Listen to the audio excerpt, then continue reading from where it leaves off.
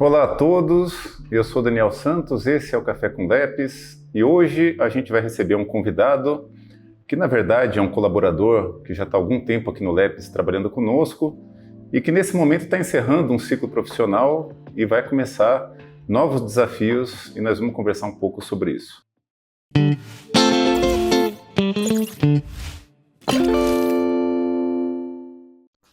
Nosso convidado é o Thiago Ferraz. Thiago, seja bem-vindo. Você gostaria de se apresentar ao nosso público? Obrigado, Daniel. Bom, sou Thiago Ferraz, sou economista, mestre e doutor em economia pela USP e pesquisador aqui no Lepes desde 2020, né? Então, prazer ter essa conversa com você.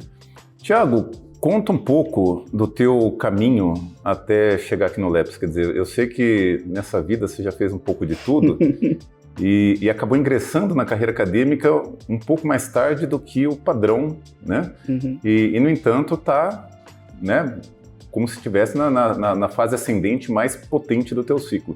Fala um pouco desse teu caminho, como é que você chegou nessa trajetória? Legal. Bom, minha história profissional começa há um bom tempo atrás, né? Meu primeiro emprego foi em 1994, quando eu tinha 15 anos, né? Comecei a trabalhar num banco, chamava Banco Geral do Comércio, né? E naquela época, né, aquele emprego era uma porta de entrada, né, para um tipo de emprego, né, para um tipo de carreira, de trajetória profissional que era considerada muito prestigiosa, né? Trabalhar num banco naquela época, né, era considerado realmente, assim, né, em termos de trabalhos administrativos, ali era, né, assim, uma das carreiras, né, das trajetórias mais importantes que a pessoa tinha naquele momento, né? E eu fiquei quase 3 anos lá, 2 anos e meio, mais ou menos. Depois minha família se mudou para o interior de São Paulo, perto de Presidente Prudente, né? E aí eu acabei saindo do banco para acompanhá-los. A gente voltou para São Paulo depois. E aí, enfim, tive vários outros trabalhos, né? Fiz a graduação, fui fazer a faculdade em economia. Em 2001, né? Eu entrei na faculdade, saí em 2005, né? Trabalhando ao mesmo tempo que estava estudando, né? E naquela época, quando eu saí da graduação, eu continuei, né? A intenção ali era continuar trabalhando. Eu trabalhava num fundo de investimentos. Fiquei ali até meados de 2010, 2011, que foi quando eu decidi que eu queria mudar um pouco, né, os rumos da minha carreira. Estava pensando o que eu ia fazer. E a ideia de ser professor, de dar aula numa faculdade, era uma coisa que desde do início da graduação, né, parecia uma opção para mim. Era uma coisa que, né, pô, isso deve ser uma coisa legal de se fazer, né? E foi aí que eu resolvi, então, né, quando eu saí desse emprego, eu resolvi que eu queria mudar um pouco e resolvi me dedicar a estudar, né, para fazer o mestrado, né? Fui estudar ali para a prova da ANPEC, que é um exame de seleção para fazer o mestrado em economia, né? E em 2014, né, eu entrei no mestrado lá na FEA em São Paulo, né? E acabei, né, ali eu acabei descobrindo de fato o que significa, né, ser pesquisador em economia, né, o que é uma carreira acadêmica de fato. E ali eu tive a certeza de que é isso que eu quero fazer mesmo, né? Fiquei ali, terminei o mestrado, fiquei para fazer o doutorado também, né? E aí, em 2020, já estava na metade do doutorado, surgiu a oportunidade de vir aqui para o Lepes, né? E aí, né, vim, né, peguei a minha família e vim para Ribeirão, né? E estamos aqui desde então. Mas, Thiago, quer dizer, se a gente olhar para o início do teu percurso, né, você começou trabalhando num banco, sempre precisou trabalhar junto com os estudos, né? Até consigo entender o seu interesse por economia, tá certo? Não é tão raro. Estava em contato com o meio que você possivelmente convivia com muitos economistas. Só que hoje, pelo menos aqui no Lepes e antes disso, né, no teu trabalho de tese, as tuas áreas de interesse já não eram muito relacionadas com banco, com finanças. Quer dizer, isso aí foi uma descoberta que veio depois? Sempre foi algo que te interessou? Ou, quer dizer, como é que foi essa transição, né, para... De fato, assim, eu acho que esse início de carreira ele teve pouco a ver com a minha escolha pela área de economia, né? Assim, a decisão de fazer uma faculdade, obviamente, né, ela foi influenciada, né, por esses primeiros anos da trajetória profissional, mas a economia especificamente, né, a escolha não foi tanto pensando nisso. Mas eu acho que, né, a minha relação com a educação, com o mundo da política pública, ela surgiu de fato, né, quando eu estava no mestrado, na verdade no último ano do mestrado, foi quando eu tive a oportunidade de trabalhar como assistente de pesquisa da professora Fernanda Estevam, que até então era professora lá na USP, né? E trabalhei com ela num projeto, né, que era um artigo que fazia, né, uma avaliação da política de cotas, né, da Unicamp. Né?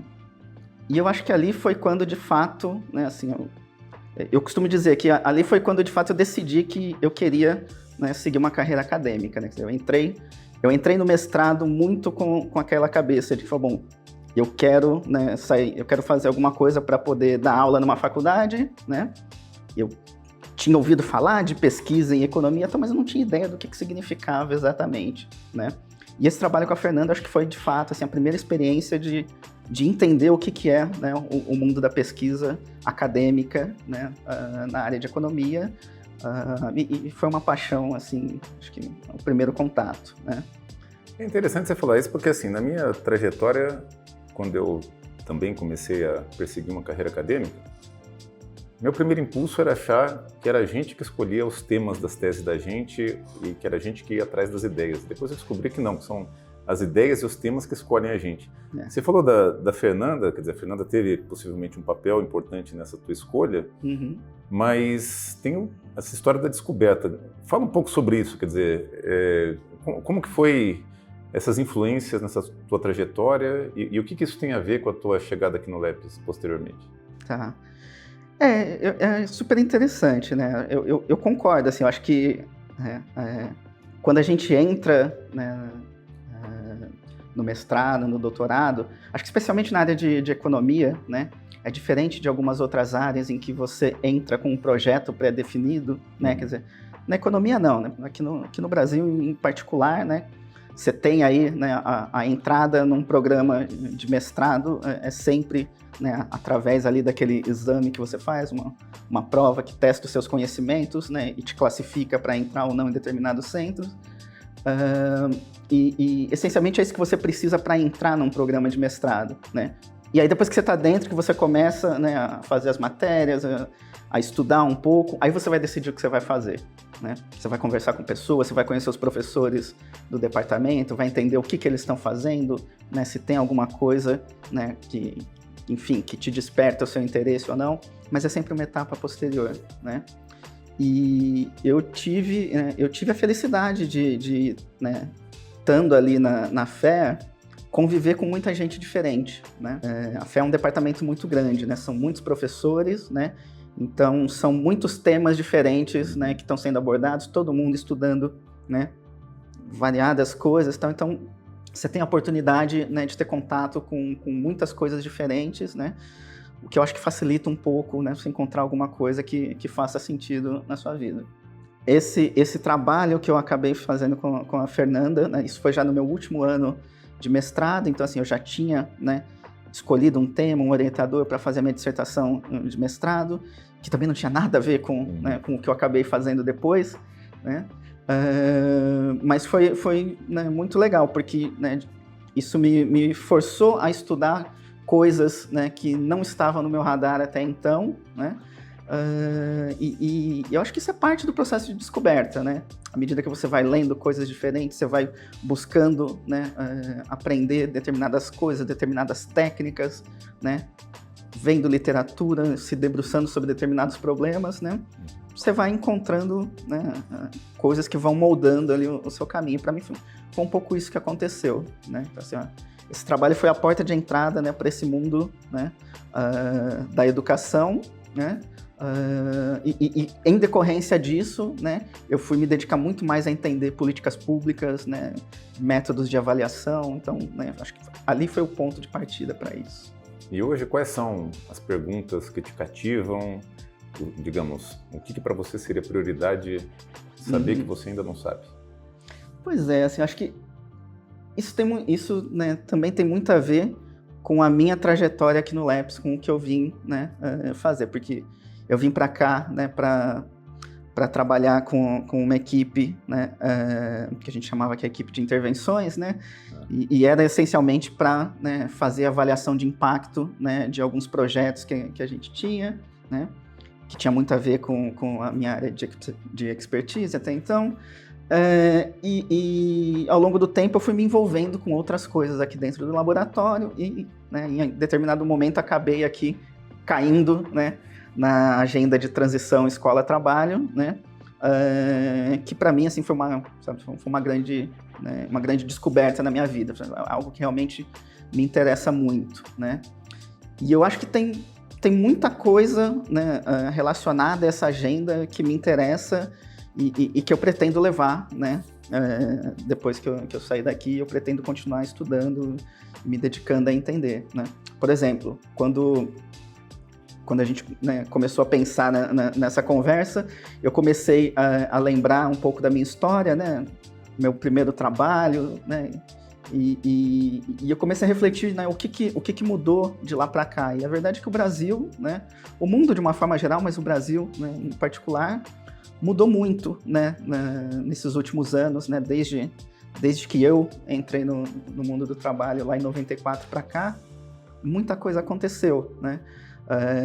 Então, por exemplo, né, eu entrei, o meu primeiro emprego, né, foi num banco, que era uma área, né, super prestigiada e tal, né, e eu comecei a trabalhar com 15 anos, né, e isso é algo que hoje já não é mais possível, né, quer dizer, a legislação hoje, né, diz que a idade mínima para você ter um trabalho formal é de 16 anos, né, salvo nos casos de programas de aprendizagem, que é de 14 anos, mas são coisas muito específicas, a aprendizagem no Brasil ainda não decolou, né. Mas, quer dizer, isso tem várias implicações, né? Eu acho que para uma pessoa, né, que hoje tenha, né, as mesmas características, tem o mesmo ponto de partida que eu tinha lá atrás, né, a minha impressão é que o mundo ficou mais difícil, né? Esse meu primeiro trabalho, né, era numa função que a gente chamava, né, na época de contínuo, né, o famoso office boy, né, que hoje já não existe mais. Vida, né? Louca. Da louca, né? Naquela época não tinha moto, né? Na verdade, né, a gente passou por essa transformação ali no meu primeiro ano, né, eu vi os primeiros motoboys chegando, então assim, né, é isso, né? É uma porta de entrada que existia no passado, né? E que hoje já não existe mais, né? Quer dizer, hoje, né? Como que uma pessoa entra, né? Como é que você consegue seu primeiro emprego num banco hoje, né? Essencialmente é como estagiário, né? Depois que você está matriculado num curso superior, né? Então, aquele caminho que eu tinha lá atrás, né, ele já não existe mais para algumas pessoas. E o meu palpite, né, algo que eu pretendo me debruçar para estudar, né, é que algumas pessoas, elas têm características muito determinadas, né, não é uma coisa, né, totalmente aleatória, né. Então, esse é o tipo de coisa que me interessa muito saber. Deixa eu pegar um pouco esse teu gancho.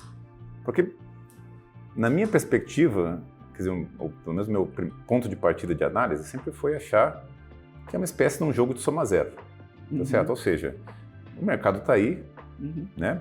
As regras também não são iguais para todos, mas sempre algumas oportunidades vão ser melhores para uns, algumas piores para outros, e em cada geração vai ter oportunidades boas e ruins. Aí o que você me trouxe, não, que quer dizer, está mais difícil para o jovem. Eu queria um pouco que você qualificasse isso. Quer dizer, não tem também mais oportunidades? Ou é só prejuízo? Eu acho que a gente sabe muito pouco sobre isso, né? Quer dizer, será que tem mesmo mais oportunidades para o jovem? Acho que tem todo, né? Acho que é isso que eu quero, né, me dedicar a estudar um pouco mais. Assim, o que foram essas transformações nesse mundo do trabalho no Brasil, né? Quer dizer, de fato, né, eu dei um exemplo aqui de uma função que desapareceu, que não existe mais, né, e obviamente que de lá para cá outras funções foram criadas, né, não existia motorista de aplicativo, né, não existia entregador de aplicativo, isso existe hoje, né. Mas não para 15 anos de idade. Exatamente. Ou espera. Né? Imagina-se, né, mas por exemplo, a entregador você pode ir de bicicleta, então tem, né, não pode, mas às vezes pode, né, acho que é um pouco... E acho que a gente precisa entender um pouco melhor isso, né? Eu acho que a gente sabe muito pouco sobre esse fenômeno, né? E a gente precisa entender, né, de fato, quais são as oportunidades que, né, os diferentes jovens têm, né? Eu tenho sempre muito cuidado, né, em economia quando a gente fala de jogo de soma zero, né? Porque, via de regra, é soma zero para algumas pessoas, né? Não é para todo mundo, né? Sob, né, certas condições, né, a gente pode falar em soma zero, né? Quando você começa a colocar ali, né, muitas fricções na coisa, pode não ser exatamente assim, né? E eu acho que isso tudo são questões que ainda estão em aberto, são coisas que a gente ainda sabe muito pouco, né? E você disse que, quer dizer, essa área você já tinha algum interesse, mas despertou para ela bastante aqui no LEPS. Fala um pouco o que você aprendeu aqui que você não sabia antes e como é que você enxerga esse teu período aqui no grupo. Tá. Bom, assim, o LEPS eu acho que é uma grande escola para todo mundo que passa por aqui, né? Enfim, não quero nem entrar muito, né, nessa seara agora, porque, enfim, acabar ficando emocionado aqui. Mas eu acho que, assim, eu aprendi muita coisa, né? Assim, essa área, né? Toda essa ideia por trás dessa agenda de transição escola-trabalho, quer dizer, quando eu vim aqui para o LEPS, né, essa agenda estava começando a se consolidar, né, e eu já achava uma coisa super interessante, e aí quando, né, eu tive a oportunidade de vir para cá e começar a trabalhar com isso, né, eu, né, fui descobrindo que realmente, né, é uma coisa fantástica, tem tudo a ver com os meus interesses. Eu acho assim, né, tem algumas coisas que eu acho que são super importantes nessa agenda, né, que eu fui entendendo com o passar do tempo, né. Primeiro, né, que o Estado, né, de um modo geral, tem um papel muito importante a desempenhar, né, para apoiar o jovem para fazer essa transição, né, essa saída, né, da escola para o mundo do trabalho, né. A gente tem que ter, né, muito cuidado para que essa transição ela aconteça da maneira mais suave possível, para que a gente não deixe para trás, né, ninguém, e de preferência, né, as pessoas que mais precisam de auxílio, né, para que essa transição seja uma transição qualificada, que ele possa sair da escola e encontrar um trabalho digno, um trabalho decente. Enfim, eu acho que tem muita coisa, né, que a gente ainda está entendendo e aprendendo, né? A gente sabe um pouco, né? Acho que o que a gente fez até agora, né, a gente conseguiu, né, avançar um pouco no sentido de fazer um diagnóstico, né, de entender, né, um pouco melhor como que o jovem do Brasil, de uma forma geral, está saindo da escola, né, e se defrontando com o mundo do trabalho, quão preparado ele está ou não para fazer essa transição. Eu acho que não deve surpreender ninguém, né, que em geral, o jovem brasileiro não está preparado para fazer essa transição, né? Acho que não é por acaso que a gente vê, né, tantos jovens, né, que não trabalham, não estudam, ou que trabalham em empregos, né, pouco qualificados, né? Então, enfim, acho que a gente avançou muito nisso de entender, né, qual que é o tamanho do desafio que a gente tem pela frente. Eu acho que o próximo passo agora é a gente entender um pouco mais que tipo de intervenção a gente consegue fazer, como é que a gente ajuda, né, como é que a gente transforma essa situação, né? E eu acho que sobre isso a gente ainda sabe muito pouco, né? Como é que a gente mobiliza, né, determinados aprendizados para que você consiga, né, transformar essa realidade. Tá, deixa eu pegar esse teu gancho aqui, quer dizer, um pouco menos de 30 anos atrás, a Mônica Viegas e o Marcos Lisboa, né, dois pesquisadores bem conhecidos na nossa área, mostraram para nós que o primeiro emprego importa muito para toda a trajetória profissional. Se você entra com o famoso pé esquerdo, sem querer ser capacitista aqui, tá certo? Isso tem uma consequência para o teu percurso mesmo, né? Ele deixa um ingresso positivo, deixa consequências positivas, um ingresso negativo deixa consequências negativas. Você estava trazendo, né, que hoje o cenário é mais desafiador e que a gente tem feito alguns diagnósticos que mostram que os nossos jovens talvez não estejam tão preparados quanto poderiam, o Estado não tenha feito, né, um papel tão bom. Quão urgente é isso? A gente sabe pouco, mas qual é o tamanho do investimento daquilo que a gente sabe? Para onde que a gente já pode ir?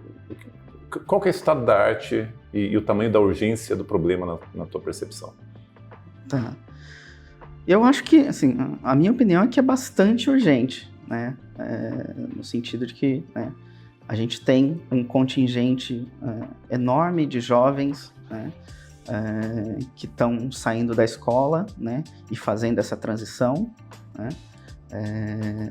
E acho que o que a gente vê, né, não surpreende, né, que a gente tenha, né, uma situação tão desafiadora, né, que a gente olha para as estimativas mais recentes. Então, o Banco Mundial tem uma medida, né, super interessante, né, que é do que eles chamam de desengajamento do mundo do trabalho, né, que é essencialmente, né, o jovem que nem estuda e nem trabalha, ou que até estuda, né, mas numa relação um pouco ruim, né, com a escola, tem algum nível de atraso escolar, né, não está acumulando o capital humano que ele precisa, né, para se desenvolver, né, plenamente, né, ou que de repente até trabalha, mas num emprego informal, de baixa qualidade, né, e quando você olha para essa medida, né, você vê que, essencialmente, né, nos últimos 15 anos, em média, né, metade da população jovem do Brasil se encontra, né, nessa situação, né.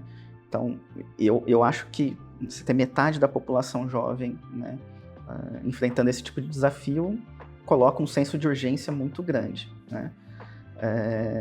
Eu acho que a gente tem que pensar muito bem as nossas escolhas de política pública, né? Que tipo de caminho a gente quer seguir, né? Quer dizer, existem várias maneiras de você atuar sobre isso. Quer dizer, você pode fazer uma escolha, né? De que, olha, não, então, você precisa primeiro qualificar todo mundo, então vamos botar todo mundo dentro do ensino superior, né? E vamos qualificar essa mão de obra. Então, essa pode ser uma escolha, né? Eu acho que, né, é uma escolha um tanto complicada, porque tem limites porque a gente consegue fazer, né? Não tem nenhum país do mundo que consegue educar 100%, né, levar para o ensino superior 100% da sua população jovem, né? O Chile tem ali uma taxa bem alta, tá, mas acho que é o único ponto, né, assim, é o ponto fora da curva, né?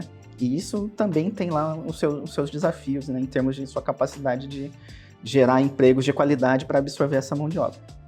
Agora, né, no nosso caso, né, se a gente olha, né, para as nossas escolhas, para os planos que o Brasil está fazendo, que a gente está encerrando agora em 2024, né, é o último ano, né, do nosso último PNE, em que, se a gente fizer tudo certo, se a gente cumprir, né, a nossa meta, né, a gente teria uma taxa líquida de matrícula no ensino superior de 25%, né, quer dizer, 1 a cada 4 jovens em idade de estar no ensino superior deveria estar matriculado no ensino superior, né?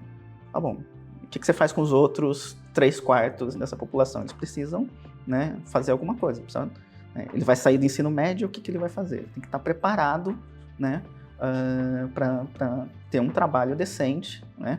Se a sua opção for ir para o ensino superior, ótimo, né? Agora, essa pode não ser a opção de todo mundo. Quer dizer, o papel da escola, o papel do Estado, né, é dar para todo mundo a oportunidade para exercer aquela que seja a sua escolha, né? Então, para mim, esse é um pouco o tamanho do desafio, claro, que você tem pela frente. Mas deixa eu só interagir um pouco contigo. Quer dizer, me parece que esse desconforto, ele existe, tá certo? A gente teve, no período recente, uma tentativa de reformar o ensino médio, não sei que legado deixou. Você mencionou o Plano Nacional de Educação, tinha ali também, né, uma sugestão de expansão do ensino em tempo integral, que é prioridade do atual governo. Ou seja, algumas ideias parecem estar sendo propostas para o ensino médio, especialmente, mas também, né, para a formação. Quer dizer, elas têm potencial para reverter isso, para melhorar esse cenário que a gente está falando? Ou você acha que nós estamos na pista errada? Ou que a discussão está evoluindo num caminho estranho? Eu acho que, assim, potencial sempre existe, né?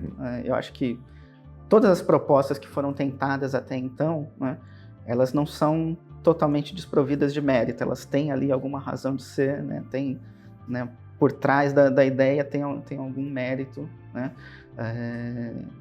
Enfim, teórico de por que aquilo, né, seria uma boa opção ou não, né? O que eu acho que a gente precisa, primeiro, né, testar um pouco isso, né, entender um pouco melhor. Você falou da reforma do ensino médio, né? Foi uma reforma super complicada, né, que tinha, né, algumas ideias interessantes, tinha ali um espírito, né, eu acho, né, no geral, no global, eu acho que acertado, na direção acertada, mas que, né, foi feito de uma maneira muito atropelada, né, muito, né, de cima para baixo, tentando, né, não levou em consideração, né, toda a resistência política que ia gerar, e uma implementação catastrófica. Ao meu ver, acho que, né, a implementação dessa reforma do ensino médio, né, foi muito mal feita, né, e a verdade é que a gente ainda não sabe, né, o que tem de positivo disso ou não, né. Tem algumas experiências, né, que estão sendo testadas e tal, mas no geral a gente sabe muito pouco sobre isso, né. Eu acho que existem vários caminhos possíveis, né. Eu acho que a gente tem que, né, testar várias coisas e tentar entender, né. E eu acho que no fim do dia, um país como o Brasil, né, um país tão grande, tão heterogêneo, né, dificilmente a gente vai encontrar, né, uma resposta, né, para esse desafio. Eu acho que a gente tem, né, que testar ali um cardápio bem amplo, né, de possibilidades e fazer o possível para tentar adotar aquela que faça mais sentido, né, em determinados contextos, e, enfim, tentar aprender um pouco com essas várias experiências. Tiago, nós estamos chegando aqui no final da nossa conversa e eu queria agora mudar um pouco de assunto e saber dos teus novos planos. Quer dizer, a gente acompanhou esse teu período aqui em Ribeirão Preto junto conosco, né? Esse teu regresso para uma vida mais interiorana, como você mesmo disse, né? Que cresceu imprudente, né? E nesse período, enfim, acho que teve aqui, né, um contato com LEPs, né, com algumas experiências que, nas tuas palavras, te influenciaram aí para a maneira de ver o mundo. Vai ser pai pela segunda vez também, né? Uma tremenda mudança de vida. Fala um pouco, quer dizer, para onde que você está indo agora? O que você pretende fazer? Onde que você pretende atuar? Bom, é isso. O plano é voltar para São Paulo agora, né? Acho que com a chegada da minha filha agora, a gente quer estar mais perto da família da minha esposa, que está lá em São Paulo. Enfim, a gente está virando a cabeça para isso, né?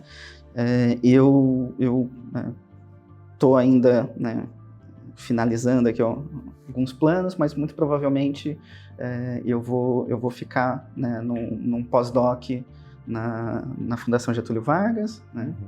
Na verdade, um projeto, né, em conjunto com o professor da GV e um da USP, né? Então eu devo dividir meu tempo entre os dois ambientes, né? E vou trabalhar, né, em alguns projetos com eles, né, e inclusive tentando, né, desenvolver um pouco ainda das coisas que eu venho trabalhando aqui, né? Acho que, né, em termos de a minha agenda de pesquisa, né, pessoal, assim, eu pretendo continuar um pouco, né, estudando, né, os problemas dessa agenda de transição da escola para o trabalho. Acho que isso, né, os problemas de economia do trabalho, né, são, em geral, né, os tópicos que sempre me interessaram mais, né? Tem muito mais a ver com toda a minha agenda de pesquisa desde o doutorado, né? Sempre foi a área que eu quis me especializar, né? E eu acho que eu acabei encontrando aqui, né, aquele pedacinho específico do problema que eu quero olhar, né? Então, eu acho que essa coisa de entender, né, os desafios da entrada no mundo do trabalho, né, e as consequências que isso tem, né, para a vida das pessoas ao longo da trajetória. Acho que esse é o tipo de problema que me interessa aprender um pouco mais, e é isso que eu pretendo fazer. Tiago, e para finalizar, tem alguma mensagem que você gostaria de deixar para o LEPs, para gerações futuras, para alguém que está começando na área? Eu acho que o que eu gostaria de chamar a atenção é que, né, a gente ainda tem muitos problemas que a gente precisa estudar, que a gente precisa entender, né? Eu acho que, né, educação, né, na minha experiência pessoal, eu acho que na experiência de muita gente que eu conheço, né, todo mundo já ouviu essa frase em algum lugar, né? Mas, de fato, eu acredito que a educação muda tudo, né? Especialmente para quem mais precisa dela, né? Para quem tem hoje, né, uma experiência, né, pouco satisfatória, digamos assim, né? Então, eu acho que, né, estudem esse tópico, né? Se debrucem sobre esse tipo de problema, né? E tentem, né, trazer para isso, né, uma reflexão de como é que você pode contribuir, né, de fato para transformar, né, o cenário do país. Eu acho que é um pouco o papel de cada um, né, e acho que o país precisa muito disso. Muito obrigado então, Thiago. Obrigado por toda a contribuição que você deu aqui para o LEPES, obrigado pela entrevista. Esse aqui foi o nosso convidado de hoje, o Thiago, que, como ele mesmo disse, começou a trabalhar muito cedo e resolveu fazer uma grande transição do trabalho para a escola, para chegar na escola e estudar a transição da escola para o trabalho. Thiago, obrigado mais uma vez pela entrevista e aconselho a todos que continuem acompanhando o nosso Café com LEPES. Muito obrigado. Obrigado.